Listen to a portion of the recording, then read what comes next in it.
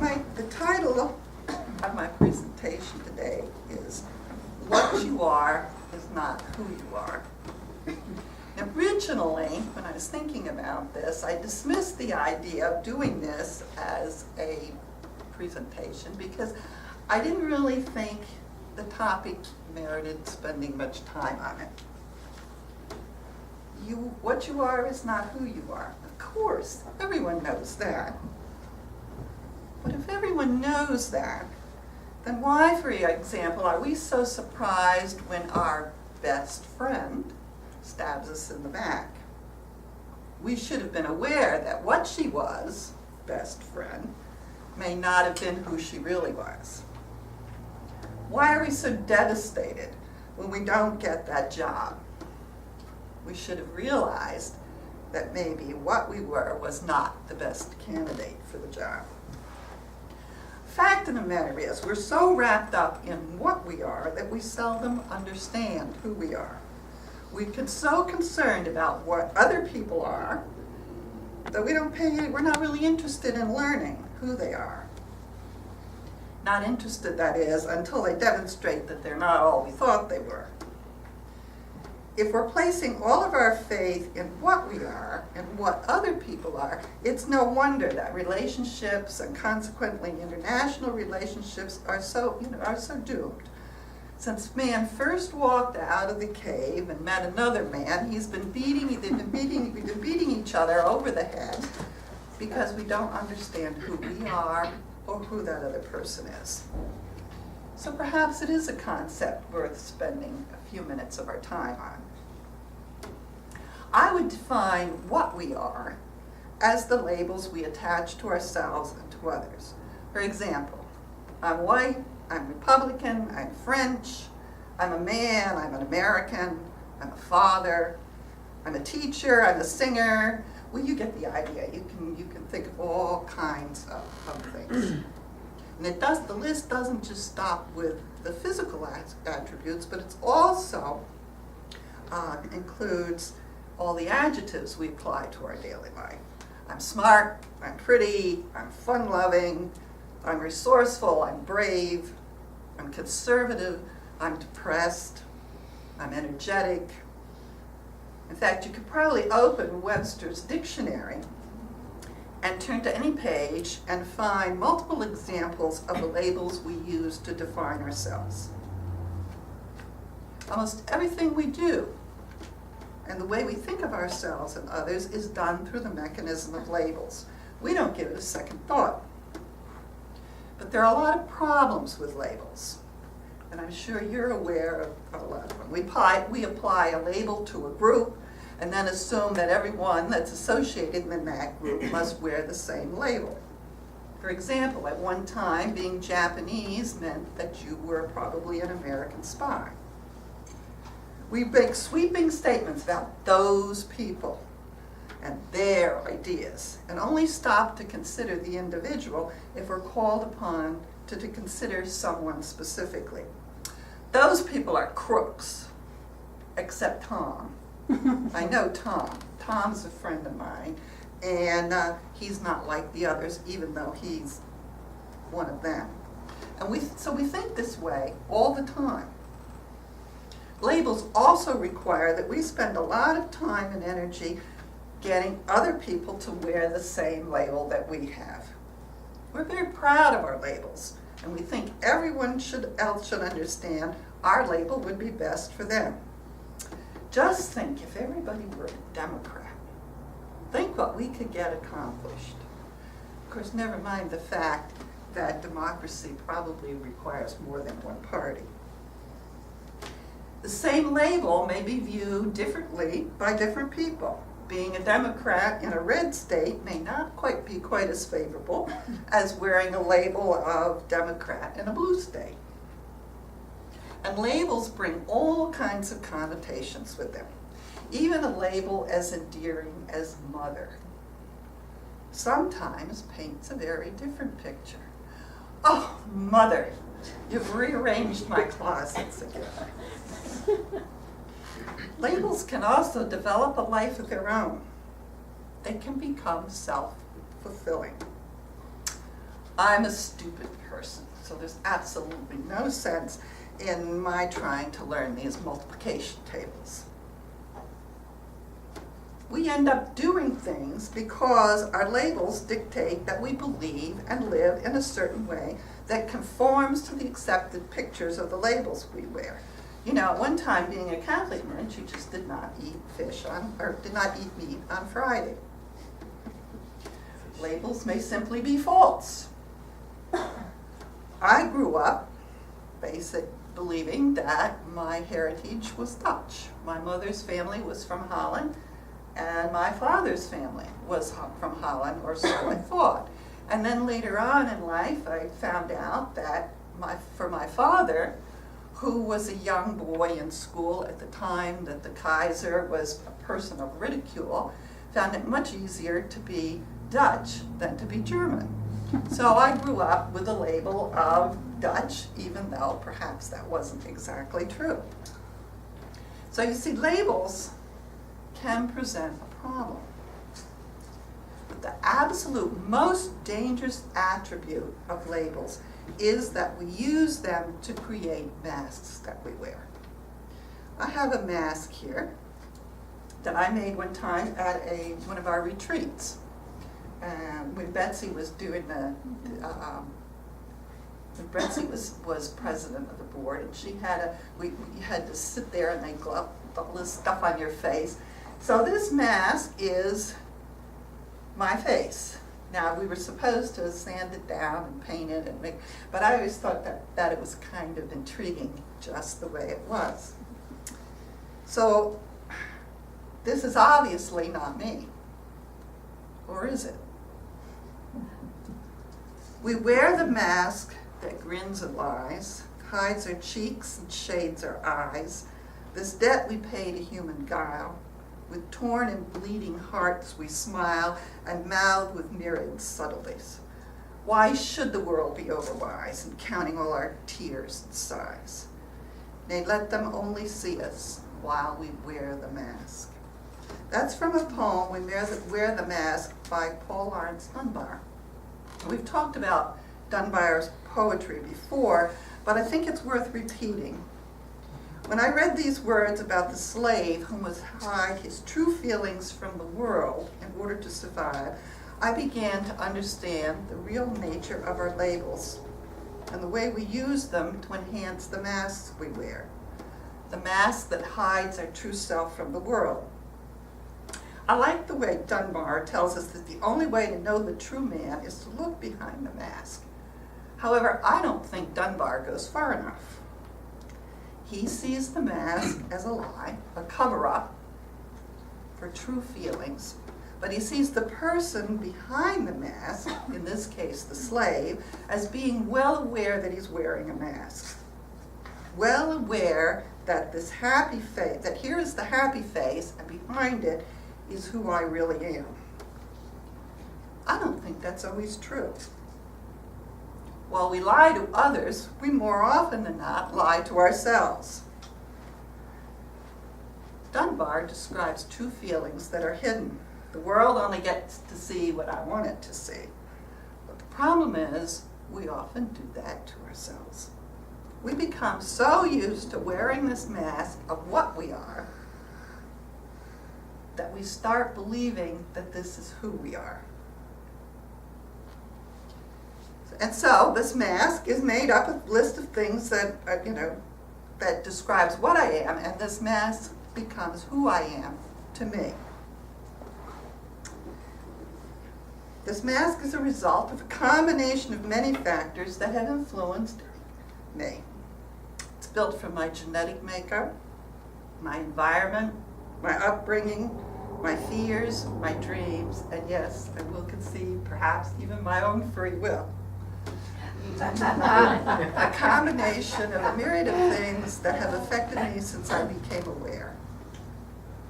Factors so complex that it's impossible really to ever know why my mask contains certain characteristics and why my mask is different from your mask. Psychologists and psychiatrists have studied the questions of why for years. And for the purposes of this discussion, I'm not concerned with why. I don't care where the mask came from or how it was fashioned. What I'm concerned about is that it's become so important to my pride that it won't let me see myself for who I am. My mask, your mask, our masks are supported by our arrogance. This is my mask and it's important. It's what I see when I look in the mirror. It's mine. And I have to act and feel according to the way this mask says I must act and feel. I'm a slave to this mask.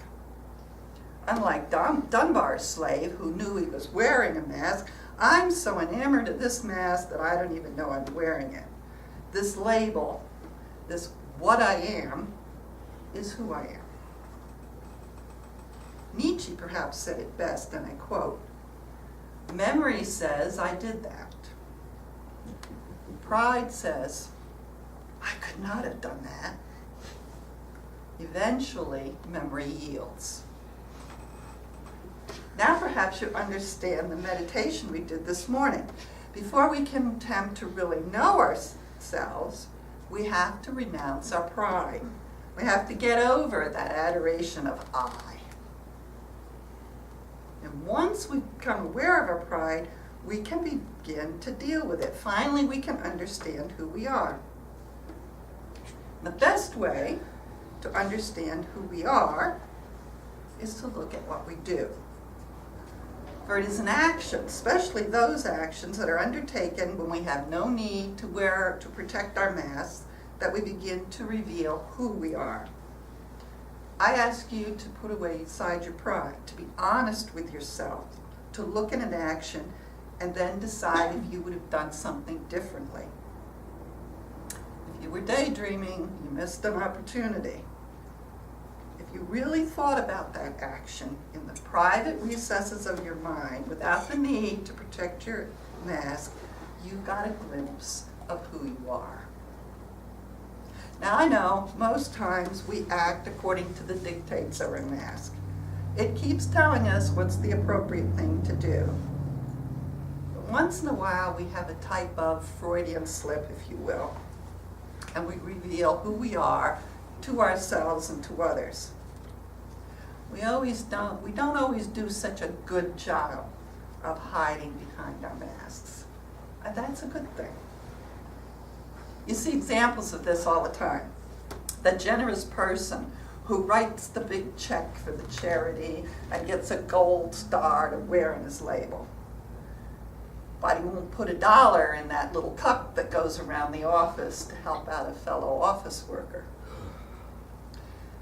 The liberal who is out pushing for this new program to help people, but who also adds a couple extra exemptions to his income tax so he doesn't have to pay for that new program. And I'm sure you could come up with lots of examples where you have seen people act when they thought somebody wasn't watching very differently from the way they acted most of the time. So it's all the little things that we do that help confirm that this is not who we are, that I'm not here, I'm over here.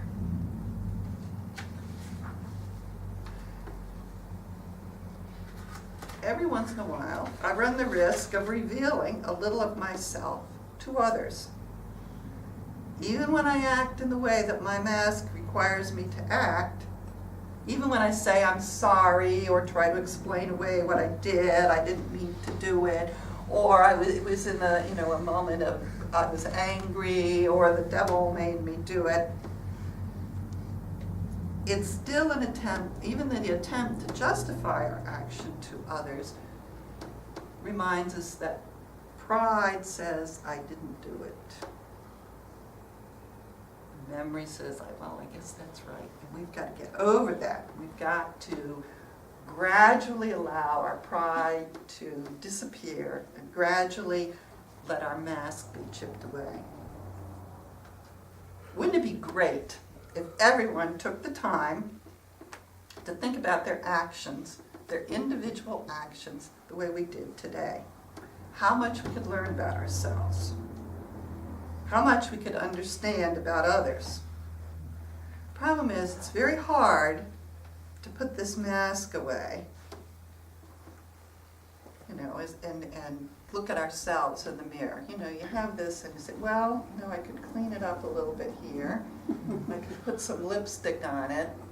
And this isn't really so bad.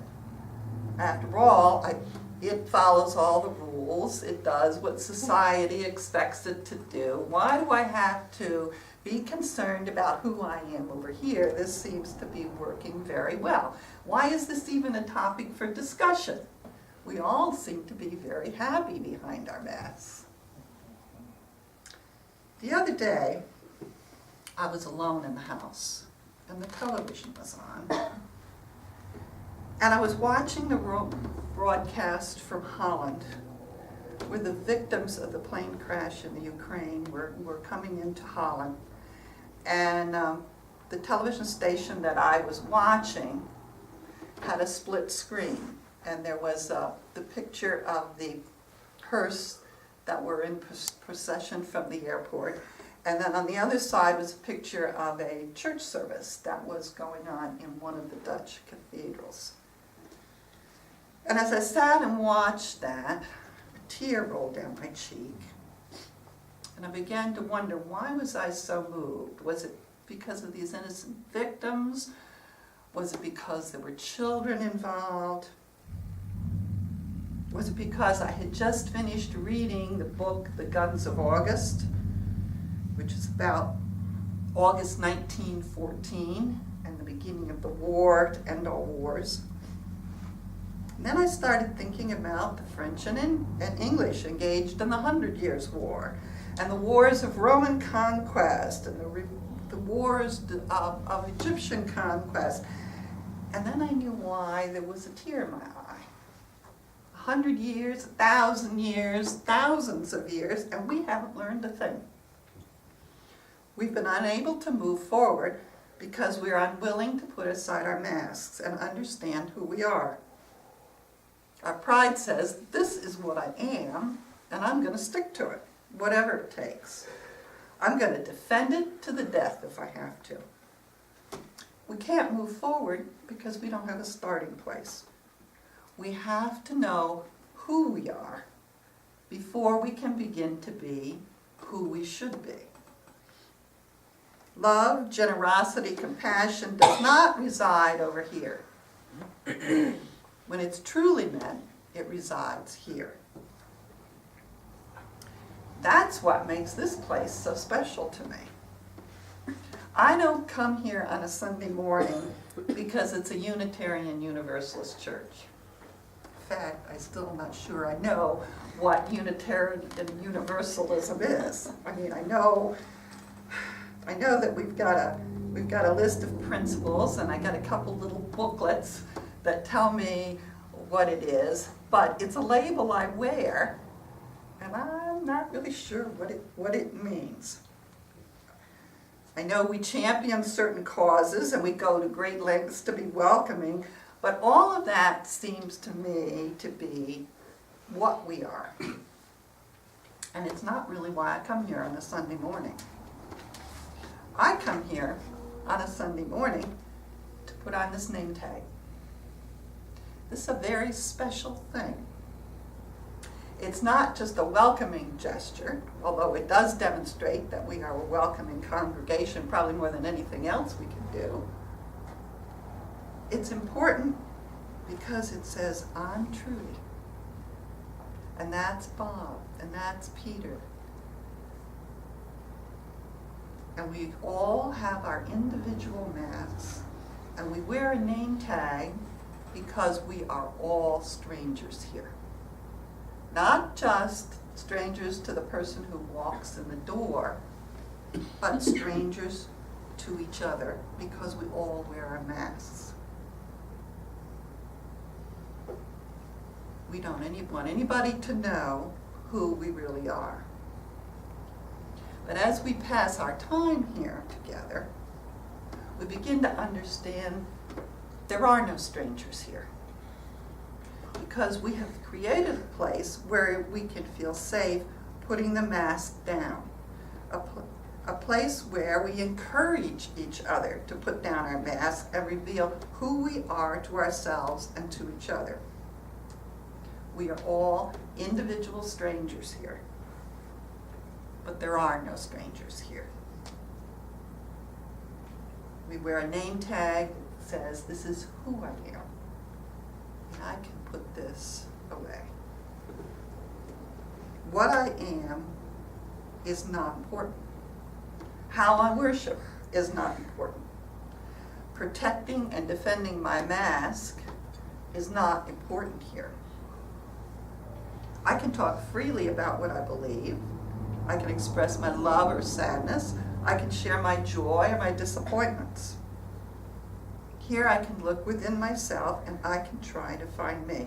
Good or bad, no judgments. This is who I am. And I need to explore and understand that before I can begin to be better. What you are is Unitarian Universalist. Who you are is a congregation that offers me the possibility of being better by helping me understand who I am. Put my mask aside. Hi, my name is Trudy, and this is who I am. Thank you.